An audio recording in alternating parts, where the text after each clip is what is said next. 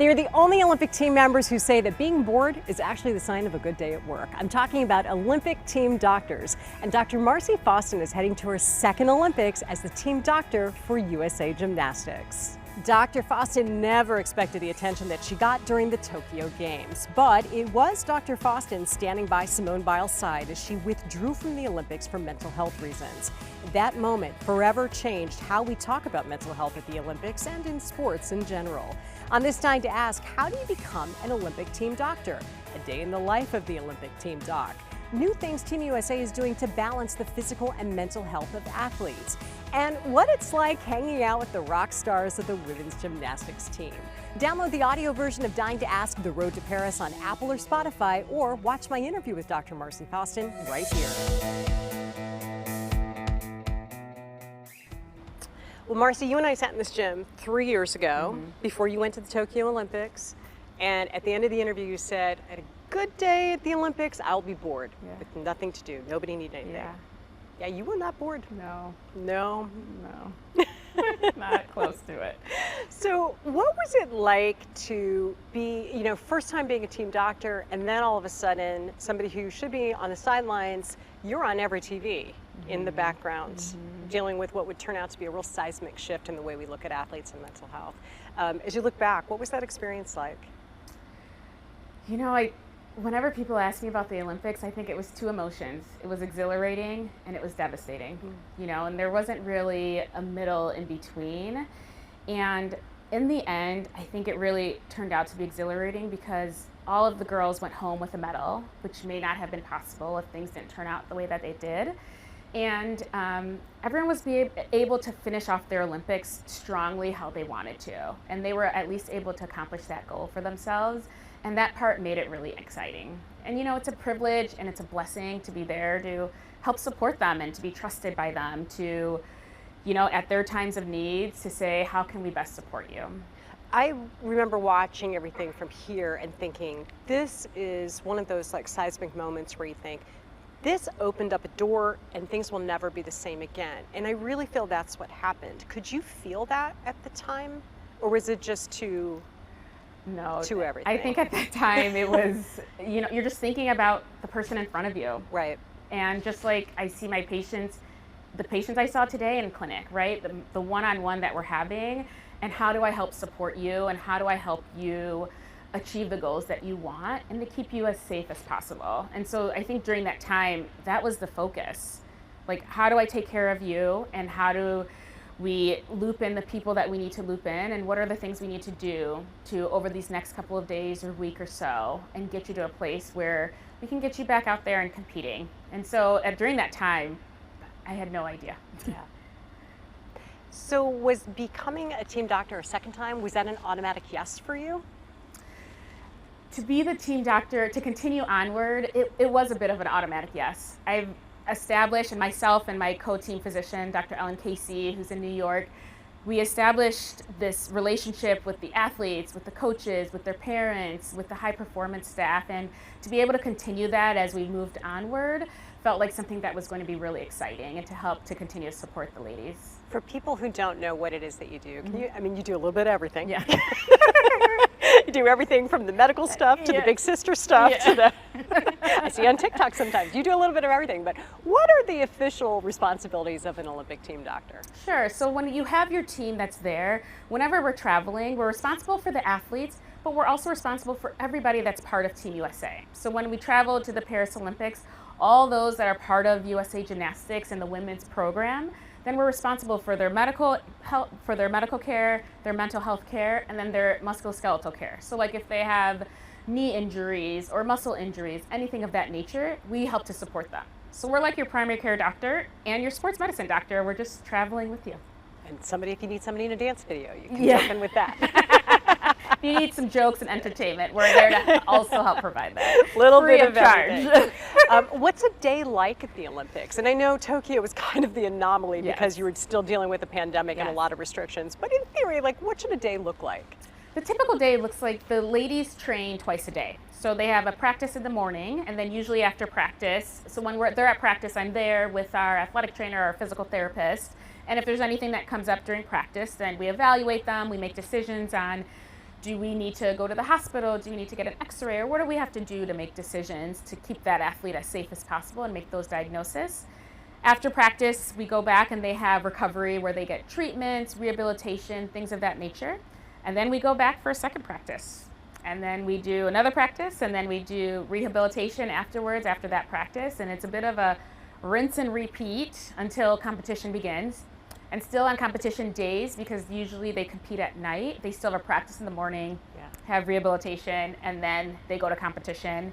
And then usually after competition, they have drug testing for the World Anti-Doping Agency. And so sometimes the ladies can be up till 1, 2 in the morning after they do media, press conference, things like that. And then we come back and we do it again. And then you do it again. Yeah. Some of the most watched athletes at the games. Yeah. What do you anticipate will be different going into this Olympics in terms of, I mean, obviously you've always been there to do the physical, but also the mental health part. How does that look different now at an Olympics, knowing everything that we know over the last couple of years? Like, is there a different strategy that teams are going in with to make sure that athletes are good? I think that we have continued to push and to emphasize the physical health and the mental health. And we've always known how important that mental health is, and especially with the elite athletes where they have already trained years and years and hours, their physical health is there. And that last piece, I think, for a lot of people is the mental health and making sure that they're well supported.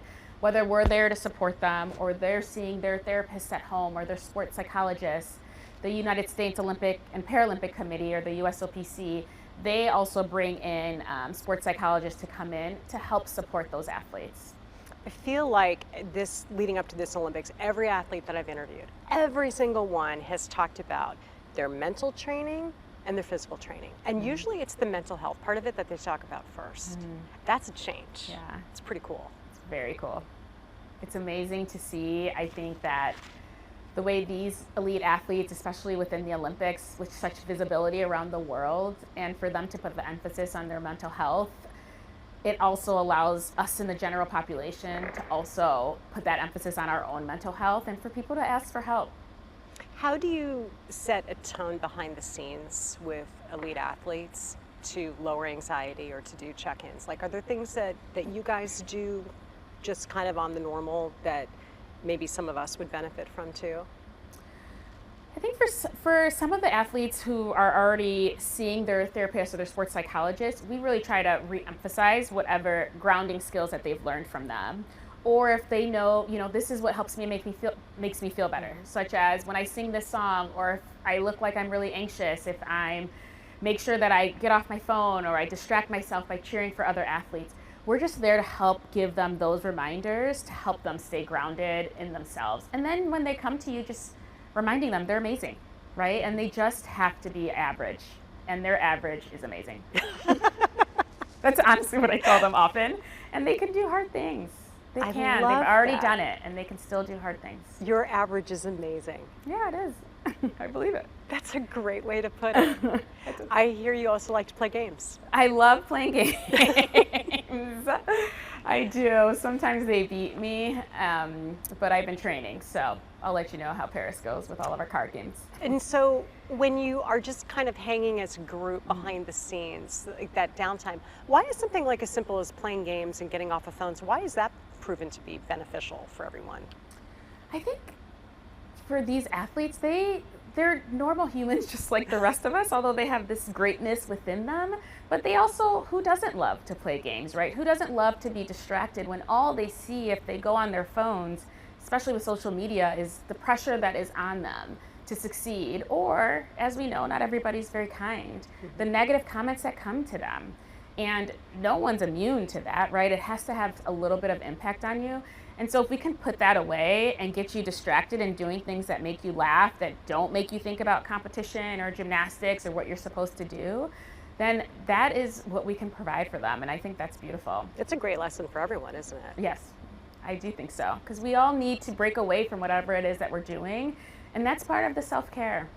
Do you notice since Tokyo a more openness even with your patients here in terms of talking about the mental health part of their overall health?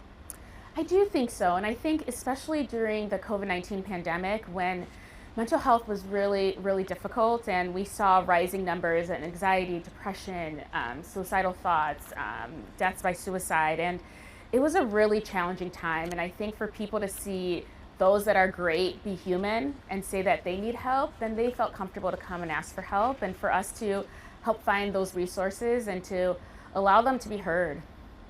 The women called the recent Olympic trials the most stressful gymnastics meet Yeah. they'd ever been to. From the doc's perspective, was it? It was stressful. You had a lot of people going down. It was really, it was devastating for those athletes that, you watch them work so hard and overcome so much, and for their dreams to be done in just a blink of an eye is really hard. And that impact also affects everybody else around them, right? It affects the athletes, it affects the coaches, because they feel bad. That's their friend. That's somebody they've trained with, they've known 10, 15 years. But also then they can see that that could also be my reality too. And that's really scary. And I think we're there to help support them and to help remind them of what it is that they can't control. This women's team that you're going with is really interesting. I mean, Simone Biles is 27. Yeah. She'll be the oldest female American gymnast to be in Olympics since the 1950s. Yeah. Okay, she's 27. And getting better. It's mind-boggling to think about, but you have 4 grown-ups and a teenager on this team. How physically unusual is that, and how is that even possible? Like, what are they doing now to be able to extend these careers where that was not really something that happened in the past? Yeah. I mean, I think it's amazing. Simone's 27. She's getting better. Jade, I think, is 24. Suni and Joe still in their 20s. And then our little Hesley, who's 16 years old and phenomenal, and a phenomenal family. And I think that the older they're getting, they want to do it for themselves. And they enjoy the gymnastics that they're doing. They enjoy the challenges that it comes with. And I think that mentally they're also growing into themselves, right? They're more aware of themselves, as we all grow. And that allows them to train smarter, right? Train smarter, not harder. It's all about quality versus quantity, and the coaches and the support system around them is really cheering for them to do as best as possible. And I think it's an amazing shift that we're seeing. NIL that allowed the gymnasts to also go to college gymnastics and then come back and do elite gymnastics. I think it's beautiful, and it tells you that there is no limit and there is no cap of what a gymnast is supposed to be. Which like is it was pretty before. exciting, really, when you It's think about it. amazing. And it's around the world too. This is not just in the United States. And with a lot of carryover, I think, for other sports too, specifically for women, which is pretty exciting. Very exciting. Yeah. Yes. What has been, for you, just on a personal level, like the most fun thing about this assignment? The best part is getting to know the athletes, the coaches, the staff. I think it's the relationships that I've been able to build with everybody around me, and that's part of that organization. And I just feel it's such a blessing to be part of people's journeys, and it's a privilege for people to trust you. And I don't take that lightly. And I think if we can do one thing to help support people, then that's what I really enjoy. Your Paris experience will be very, very different. Yeah. You're going to have people there. Yes. A lot of people. Yes. Yes. Yes, very different from Tokyo, where we just stayed on that hotel floor. Based on things you've learned with these athletes, do you have advice for parents of youth athletes who are in, club sports with regards to managing not only the physical but the mental part of their kids' training? Like, advice that maybe you would pass along for that next generation of athletes who hope to be Olympians someday? I think for the parents, the advice that I typically give them when I see these patients in clinic is to allow your kids to, if possible, right, and if you have the means to allow them to participate in as many sports as possible, so that they can see what they enjoy and they can learn different skills within that, and then really to provide a space for your child to open up and talk about it, and talk about their experience, and talk about the hardship, and knowing that it will be hard, because it's a life lesson in that life isn't always easy, and they can overcome those hardships. And I think that for the young kids who, they want to be great yesterday, and they see what other people are doing on social media and they already feel behind, I think it's reminding them that, especially of the lead athletes, most of them did multiple sports. Most of them are 3-sport athletes, even within the NBA or the NFL. And that now's not the time to be great. Now is the time to be fun and to enjoy yourself and to create those relationships and to build confidence in yourself. And that will continue to grow. And your average is pretty amazing. And your average is pretty amazing. It's like the best line ever. I love it. I love it. Okay, 2 more questions real quick. I know I have a to-do list going on right in my head right now. Yeah. I've got 2 weeks before I head out. Yeah. What's your to-do list like? It's quite long. But the to-do list is to get packed first and foremost, to get the ladies ready to go and get all their paperwork and getting into the country and, you know, working with the USOPC to making sure that we're following all those check boxes and to make sure that everybody has their support system around them. I think for the athletes, that's probably their biggest thing that helps keep them grounded and to make sure that everybody is ready for this next adventure. What games will you be bringing this time around? I can't remember the name, but it's Taco Cat. Oh gosh, I'm gonna get it wrong. It's a card game. It's a card game. I know, my kids have it. Everyone was like, we don't want to play this. And then the next thing you know, everyone's talking about it at the next practice. Everybody's playing some Taco And you Cat. always, my mom says you always have a deck of cards with you. I love it. I love it. And then last thing, I hear you're in Simone Biles' new documentary. Oh gosh. This is good. That was good. I set myself up. Yeah, you did. So she's got a new documentary that's coming out, which is pretty cool. It'll be on Netflix right before the Olympics, I believe. And you're part of this too. Yeah, it's exciting. I was asked to be interviewed to be a part of it, and it's another blessing and privilege to be able to do that to help support her. And I'm sure you've seen the trailer, but she's an incredible human being, you know, outside of being an incredible gymnast. And I think it's exciting for everybody to see all parts of her and what makes her great. Well, I'm sure you did a very good job. You know why? Because your average It's amazing. You love it. All right, I'll see you in Paris. Perfect. I can't wait to see you there. Thanks for listening. You can find our podcast, Dying to Ask, The Road to Paris, wherever podcasts are found. We're hearing from athletes and experts ahead of the games.